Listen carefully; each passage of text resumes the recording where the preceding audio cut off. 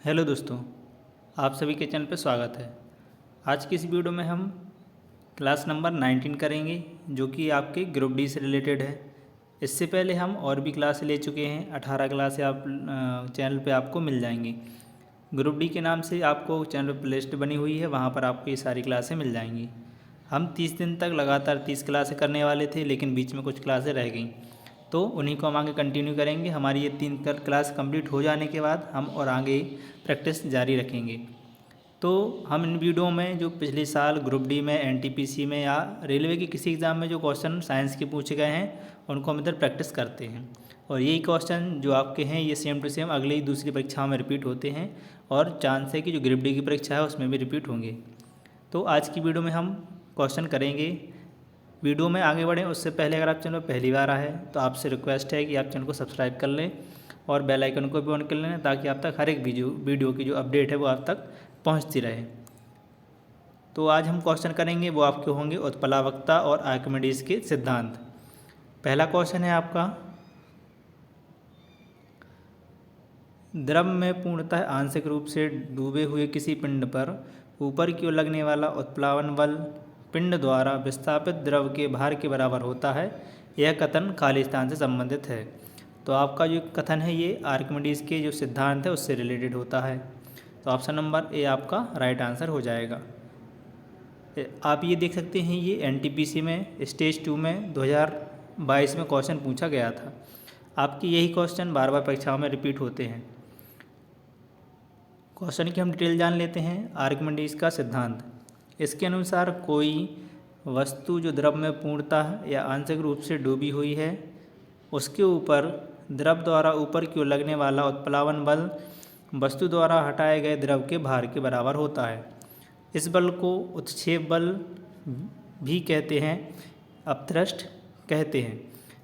इसी बल के कारण किसी द्रव में आंशिक रूप से डूबा हुआ पिंड अपने वास्तविक वजन से कम वजन का प्रतीत होता है, अर्थात हल्का प्रतीत होता है। अगला क्वेश्चन है, उत्प्लावकता सिद्धांत के आधार पर जहाज पानी में तैरते हैं। सर्वप्रथम इस सिद्धांत की पहचान करने का श्रेय किस वैज्ञानिक को दिया जाता है? तो राइट आंसर हो जाएगा आर्किमिडीज। ऑप्शन नंबर सी इसका राइट आंसर हो जाएगा। आप नीचे देख सकते हैं, ये क्वेश्चन आपका आरआरबी एएलपी टेक्नीशियन में 2018 में पूछा जा चुका है, और आरआरबी एनटीपीसी में 2016 में आपका ये क्वेश्चन पूछा जा चुका है। इसकी हम डिटेल जान लेते हैं। उत्प्लावकता सिद्धांत के आधार पर जहाज पानी में तैरते हैं। सर्वप्रथम इस सिद्धांत की पहचान करने का जो श्रेय है वो आर्किमिडीज को जाता है। इनके अनुसार जब कोई वस्तु किसी द्रव में पूरी अथवा आंशिक रूप से डुबोई जाती है तो उसके भार में आभासी कमी होती है। भार में यह आभासी कमी वस्तु द्वारा हटाए गए द्रव के भार के बराबर होती है। कहने का मतलब ये है कि अगर कोई द्रव है, जैसे पानी मान लो आप, इसमें कोई 5 kg का अगर कोई पत्थर डालेंगे अपन, तो इसमें जो ऊपर की ओर उछाल होगा वो जितना इस पर भार लगाया है उतना ही उसमें बराबर उछाल होगा। अगला क्वेश्चन है, थोड़ी डिटेल और है आगे। नील्स बोर क्वांटम विचारों के आधार पर हाइड्रोजन परमाणु के स्पेक्ट्रम की व्याख्या की तथा नाभिकीय विखंडन का एक सिद्धांत प्रस्तुत किया। केपलर ने क्या किया था? सौरमंडल की ग्रहों की गति का सिद्धांत दिया था। ग्रेन रूथरफोर्ड ने न्यूजीलैंड के जो क्रिकेटर थे। अगला क्वेश्चन है, निम्नलिखित में से कौन सा कारक किसी दिए गए द्रव में वस्तु पर कार्यरत उत्प्लावन बल के परिणाम पर निर्भर करता है? राइट आंसर हो जाएगा तरल पदार्थ का घनत्व और इसमें डूबी हुई वस्तु का आयतन। डिटेल जान लेते हैं। आपका ये क्वेश्चन आप देख सकते हैं, ये ग्रुप डी का क्वेश्चन है। 2018 में क्वेश्चन पूछा गया था। तरल पदार्थ का घनत्व, इसमें डूबी हुई वस्तु का आयतन उत्प्लावन बल के परिणाम पर निर्भर करता है।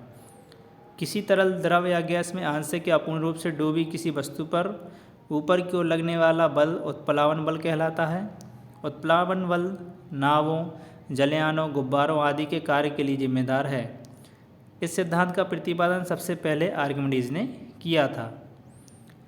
अगला क्वेश्चन है, निम्न में से कौन सा कथन गलत है? तो इसका राइट आंसर हो जाएगा ऑप्शन नंबर सी। यदि उत्प्लावन बल वस्तु के भार से कम है तो वस्तु तैरती है। ये आपका ऑप्शन नंबर सी गलत इसमें पूछा है हमसे, तो ये गलत है। बाकी तीनों इसमें सही है कि यदि उत्प्लावन बल वस्तु के भार से कम है तो वस्तु डूब जाएगी। यदि उत्प्लावक बल वस्तु के भार से अधिक है तो वस्तु तैरेगी, सही है। यदि उत्प्लावक बल वस्तु के भार के बराबर हो तो वस्तु तरल के अंदर तैरती है। तो ये आपके तीनों सही थे, लेकिन हमसे गलत पूछा गया था, तो ये जो सी वाला था ये राइट आंसर इसका हो जाएगा। ये क्वेश्चन आपका ग्रुप डी में 2018 पूछा जा चुका है। इसकी डिटेल जान लेते हैं हम। उत्प्लावक बल वस्तु के भार से कम हो तो वस्तु तैरती है, ये कथन आपका गलत है। किसी तरल द्रव या गैस में आंशिक या पूर्ण रूप से डूबी हुई किसी वस्तु पर ऊपर की ओर लगने वाला बल उत्प्लावन बल कहलाता है। उत्प्लावन बल नावों, जलयानों आदि के कार्य के लिए जिम्मेदार है। अगला क्वेश्चन है, उत्प्लावन का केंद्र हमेशा क्या होता है? ये होता है विस्थापित द्रव के आयतन के केंद्र के संपाती होता है। तो ऑप्शन नंबर बी आपका जो है ये राइट आंसर हो जाएगा। अगला क्वेश्चन है, किस सिद्धांत या नियम के आधार पर वस्तुएं पानी में तैरती हैं? ये आपको एक क्वेश्चन है, क्विज का क्वेश्चन है। इसका जो आंसर आपको पता होगा तो आप कमेंट बॉक्स में ज़रूर बताइएगा। अगला क्वेश्चन है, जब किसी पिंड को किसी द्रव में पूर्ण या आंशिक रूप से डुबोया जाता है तब यह पिंड विस्थापित द्रव के भार के बराबर एक उत्क्षेप बल का अनुभव करता है। इसे किस सिद्धांत के रूप में जाना जाता है?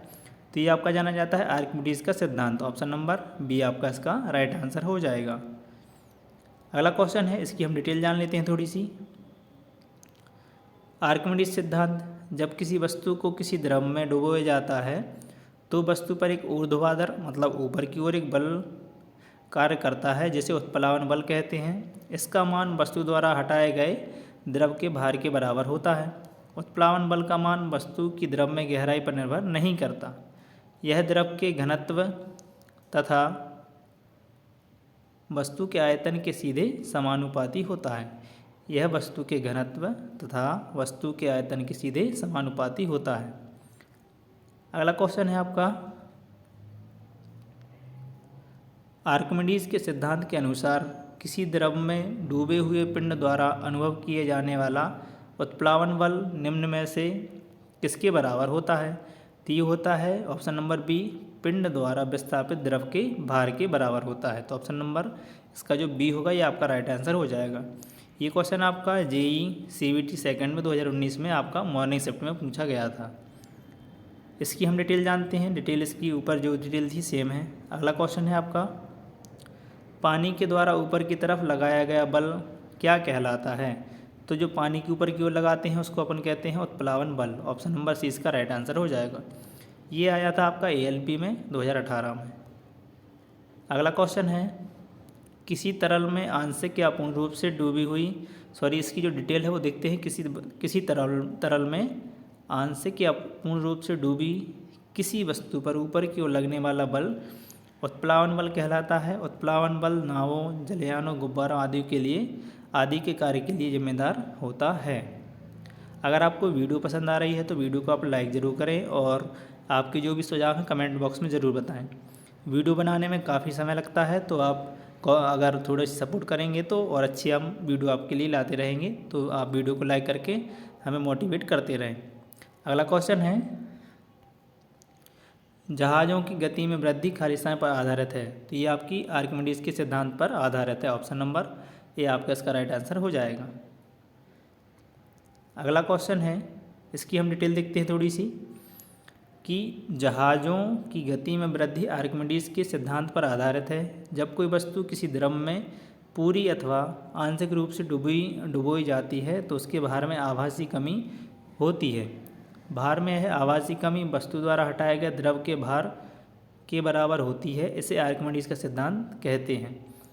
जो फैराडे का नियम है वो कहता है कि विद्युत परिपथ से, जो फैराडे का नियम है ये आपका विद्युत परिपथ से रिलेटेड है, उससे संबंधित है। फिर है आपका जो फ्लेमिंग का राइट हैंड रूल है, ये प्रेरित विद्युत धारा से संबंधित है। पूछा जाता है कि जो आपका फ्लेमिंग का जो दाएं हाथ का नियम है, राइट हैंड का रूल है, ये किससे प्रेरित है? तो ये किसको दर्शाता है? तो ये दर्शाता है प्रेरित विद्युत धारा को। न्यूटन की गति का दूसरा नियम किससे रिलेटेड है? किसी वस्तु पर लगा बल उस वस्तु संवेग में परिवर्तन की दर के बराबर होता है। ये आपका जो न्यूटन है उनका दूसरा नियम है। ये थी आपकी वीडियो, आपको अच्छे क्वेश्चन कराने की पूरी कोशिश की है। वीडियो आपको अगर पसंद आई है तो लाइक ज़रूर करें और ऐसी ही वीडियो आपको मिलती रहे इसलिए चैनल से आप जुड़ जाएं, चैनल को सब्सक्राइब कर लें। अगले प्रैक्टिस सेट के साथ हम फिर मिलेंगे, तब तक के लिए जय हिंद।